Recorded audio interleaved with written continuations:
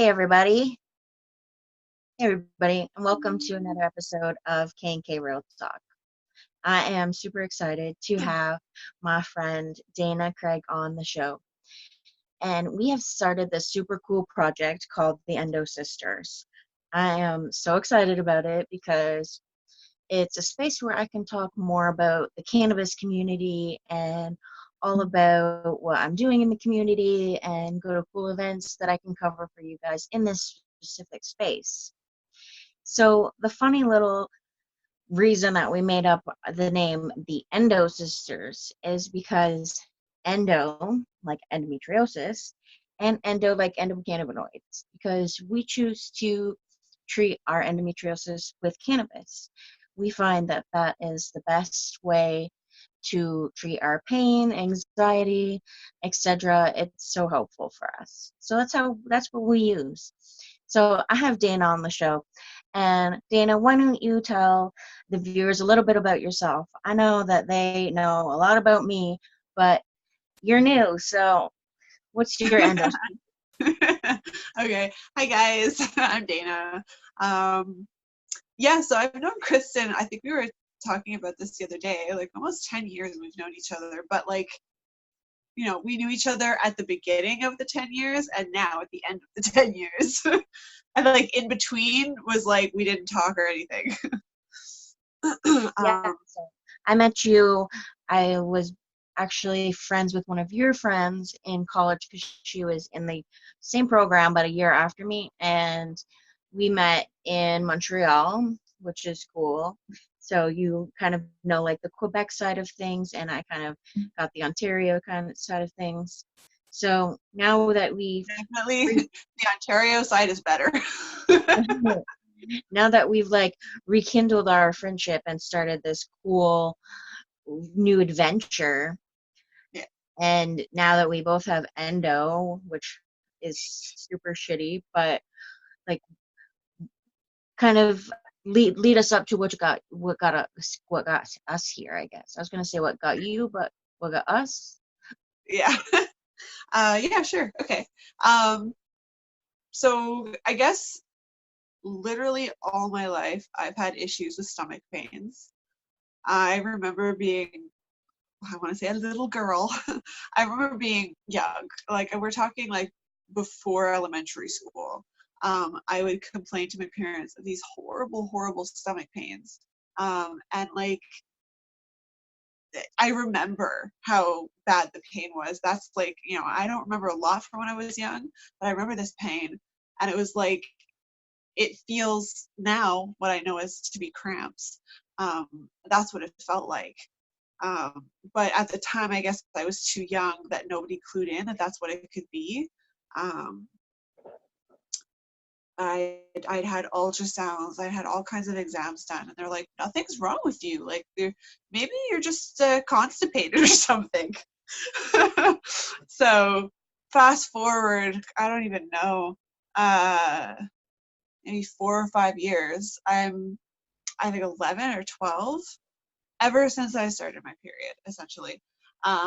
Whenever I got it, it was just awful experience every single time. It was uh, when I was younger, the pain it was like raw. I don't know how to describe it. And the heavy, heavy, heavy bleeding. Um, I was just like, for those couple of days that month, it was like I wanted to die. I was just like, I don't want to be here anymore. And it went on like that for years until, oh man, I think I was 18. Um, oh, it was 18, yeah, because at 18, in Quebec anyways, I don't know what the rules are anywhere else, but in Quebec, as of 18, you have to get a gynecologist and get your pap smear. It's like the thing you have to do. So I had to do that, and my mom brought me, and I was terrified for my life. I had never been to a gynecologist before. I was terrified, but at the same time, I was determined because finally, this is the doctor that I need to be talking with to try and figure out what's going on with all my pain.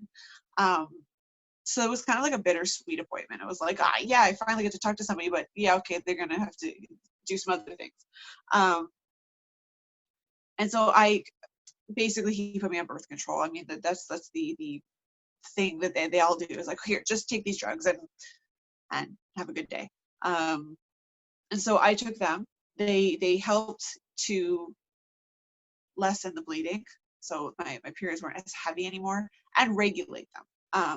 Because before I would be bleeding like probably 2 weeks out of every month, whereas now it's down to 7 or 8 days. It's not as bad, and it's not as heavy either.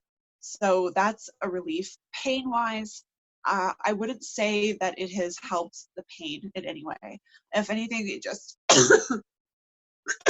sorry. If anyway, it helps to keep the pain to like maybe only 3 days instead of all 10 of them. And a couple of years ago, that's I'd gone through so many different drugs, so many different painkillers.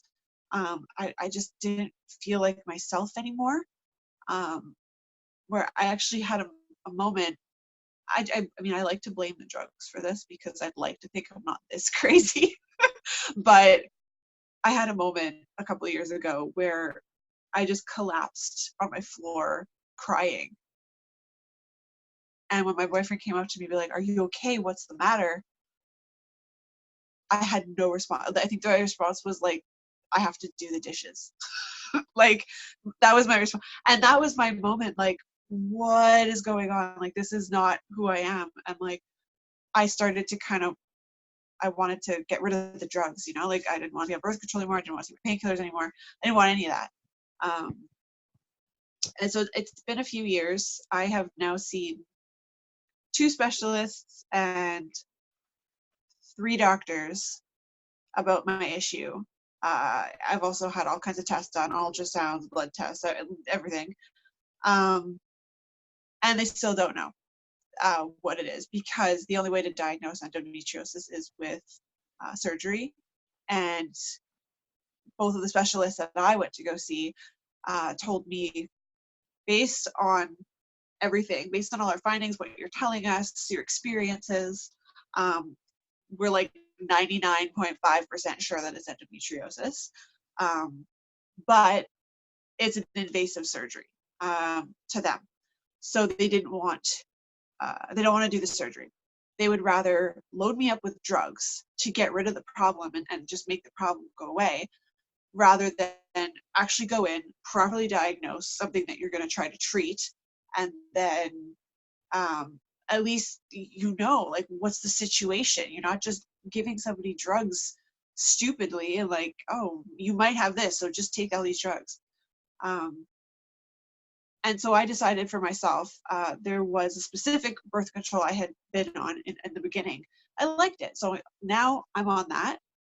I chose to go back to that. I don't take any of my prescription painkillers. I use whatever I can get over the counter, because it's the cheapest. And I know that it's not going to be very strong. Because I have really bad GERD, like acid reflux, because of all the painkillers that I was taking. And so for me, I'm like, I need to stop taking drugs, like, pills and stuff. And that was like, at the time, I was with my boyfriend, and I had tried weed in the past.